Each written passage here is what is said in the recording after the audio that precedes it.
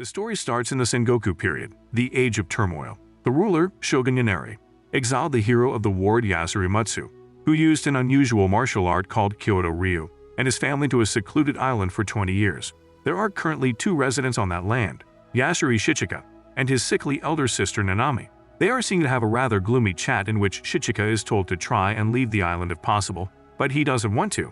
On his morning errands, he sees footsteps on the ground. Upon investigation, he learns that they belong to Togame, a petite white-haired girl who is also the director of defense for the shogunate. She, in an attempt to test his skills, pulls out her sword and tries to attack but trips and falls. Shichika takes her to his home, where Nanami greets her guest. Together, they discuss on Shikazaki Kiki, a renowned swordsmith who lead the Sengoku era. He had created 12 legendary swords and now Togame is tasked to reclaim them. She states that this is the reason for her visit and requires Shichika's skills for this task, and as a reward for his efforts, he is allowed to fall in love with her. Amid the conversation, they get attacked by shurikens. Shichika rushes after the enemy and corners him at the beach. The enemy identifies himself as a member of the 12 Shadows of Maniwa Ningun, Komori. He takes out one of the 12 swords, Zetokana, from inside his body as he prepares for a fight. Komori rushes toward Shichika, who uses his martial arts to try to break the opponent's sword but fails to do so. Komori claims that the Kyoto Ryu will not work on Kana. Shichika vows to break it in the following attack, but is interrupted by Togame, who screams at him for trying to harm the blade. Meanwhile, Komori resheaths the sword into his body and starts to use ninjutsu, spitting out several nods at Shichika, out of which a few hit him. Using this as a distraction, Komori runs away after kidnapping Togame. He ties her to a tree and threats to torture her for information regarding the swords. Following this, Komori transforms into Togame, now looking exactly like her. He plans to ambush Shichika, but this plan fails as he counters. Upon getting kicked in the gut, Komori spits out Kana. He then informs him about Togame's real motivations, and that she is the daughter of Haida Takahito, the former rebellion's mastermind. After transforming into Shichika and gaining all his physical prowess, Komori picks up his sword and again dashes at him. But this time, he is hit by Shichika's newly invented finishing move and is bested. On the other hand, Togame is struggling to free herself when Shichika unties the rope and reveals to her that he has decided to fall in love with her and states he has collected the first sword of their quest. Togame is surprised but joyful.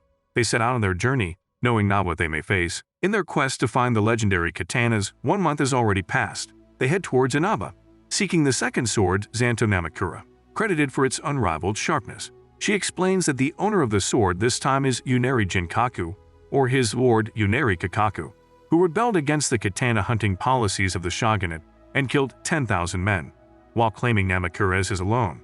Meanwhile, Jinkaku is greeted by Shirasaji Maniwa, another member of the 12 Shadows of Maniwa Ningun. Shirasaji threatens him, telling him to hand over the sword. As he walks into his room, his head is swiftly removed from his body as he falls down.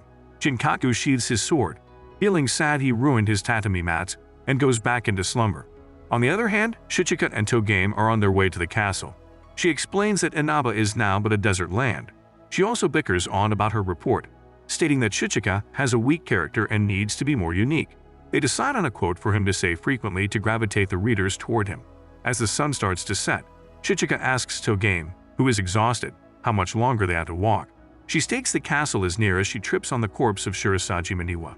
Suddenly, a gust of wind blows, revealing the desert castle. They enter the structure and look for Jinkaku's chambers. Upon finding him, Togame tries to negotiate with him as a diplomat. He refuses her offers, stating that someone who wouldn't even enter his chamber was not worthy of being trusted. She enters the chamber only to be abruptly pulled back by Shichika. Just then, the dress Togame was wearing sliced open a bit. Shichika explained that Jinkaku was using Ie Nuki. He boasts of his talents, claiming his ultimate move is even faster than the speed of light. He agrees to give them some time as Shichika pulls back for a strategy meeting with Togame. They have a conversation outside the castle, where he reveals that his motive was to determine if he would accept or not.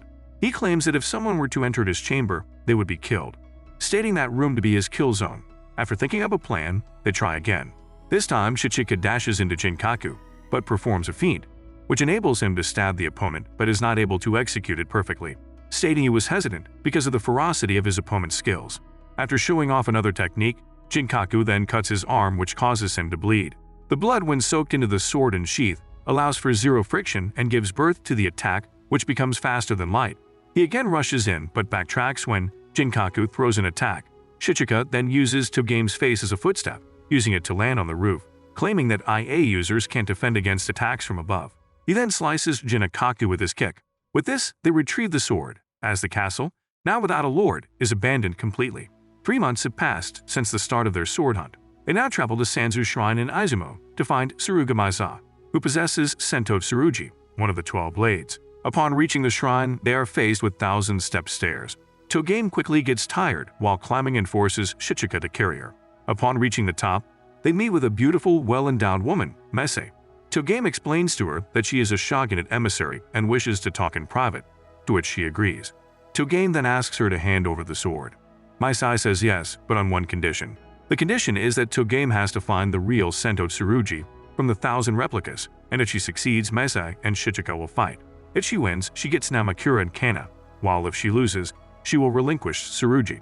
The next day, Togame heads out to find the real Tsurugi while wearing a shrine maiden uniform, looking cute as fuck. When she is examining the blades, one maiden suddenly gets agitated and picks up a sword to attack her. Maisai steps in to save Togame, but gets injured in the process. She diffuses the situation before telling Togame to keep the swords on the altar after she is done with the examination. Meanwhile, Shichika helps the maidens with their chores. When night approaches, Mese meets Shichika and offers him a drink. They sit and talk. Mese tells him that the shrine is a sort of refugee temple. We also learn that Shichika was the one who killed his father. Their conversion is interrupted by a member of Maniwa Ningans, dubbed now as Maniwani, 12 Shadows Maniwa Quizaim, but he is quickly dealt with by Mesa and her Sento Ryu sword style. Meanwhile, Togame has found what she believes to be the original sword. Maizai accepts this as the original and set noon as the time for the duel. The next day at noon, Shichika and she get ready for battle.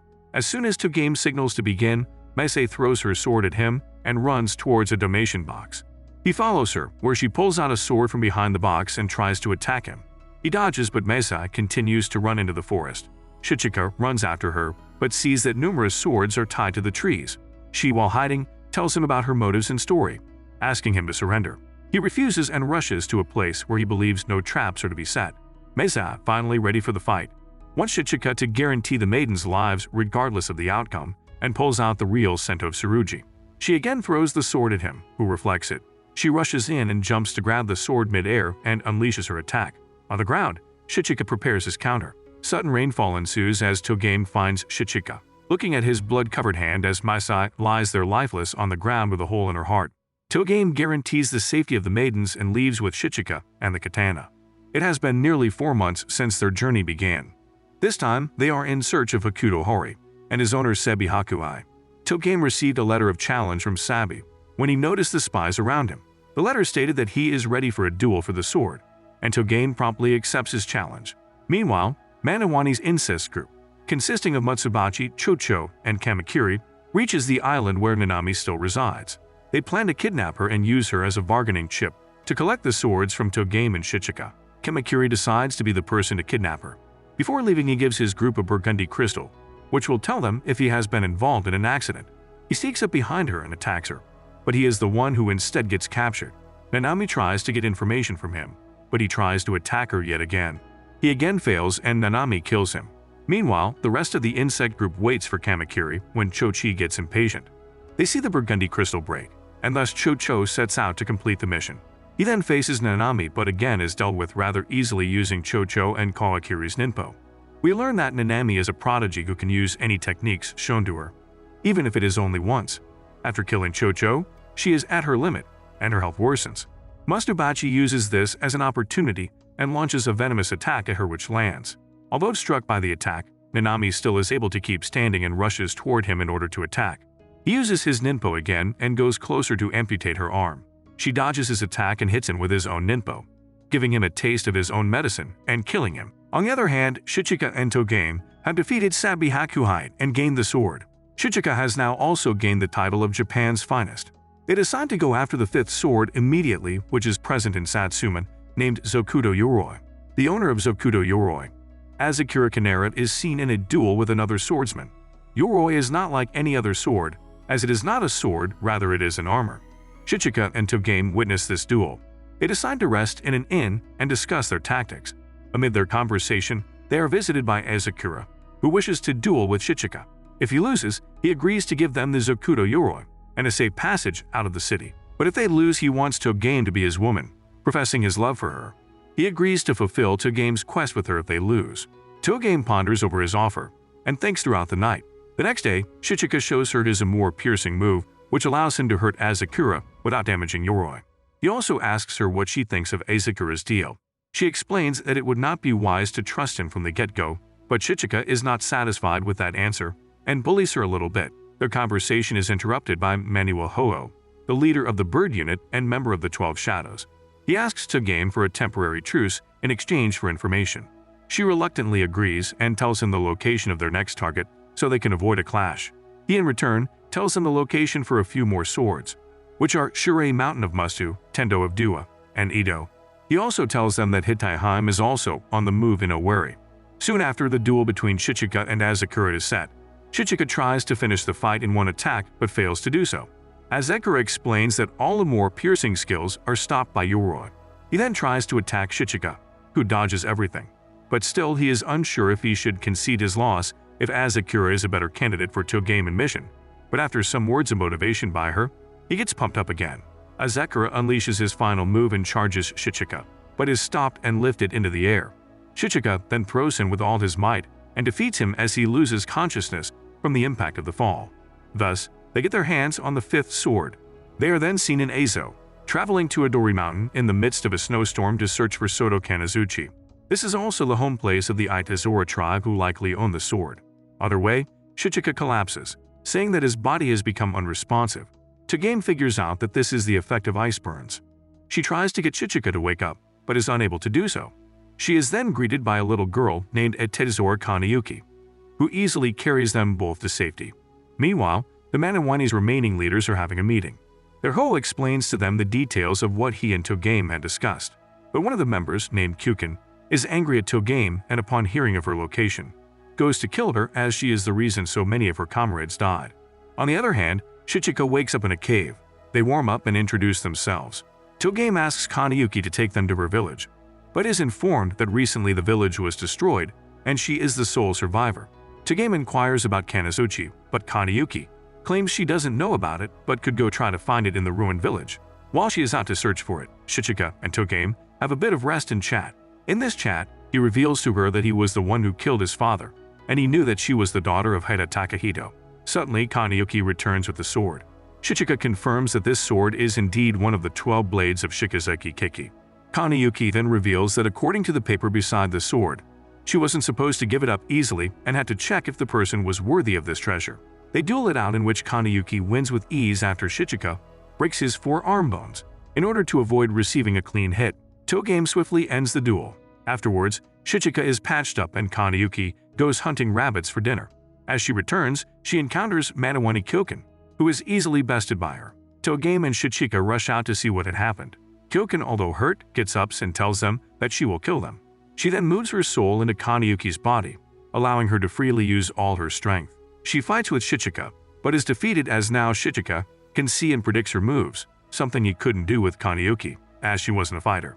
After she is defeated, Kanayuki is returned to her right state of mind. They are then greeted by Ho-Oh along with another Manawani member named Kawazuo. Ho-Oh kills his ally to take responsibility for Kyoken's actions, in order to keep the truce between them and Togame still intact. She, after witnessing this, pardons Kyoken's act. He also informs them that the blade on Shirai Mountain has now changed owners and the new owner has sailed towards Shikoku. So Shichika and Togame also head out to Shikoku in order to find the 7th sword of their journey.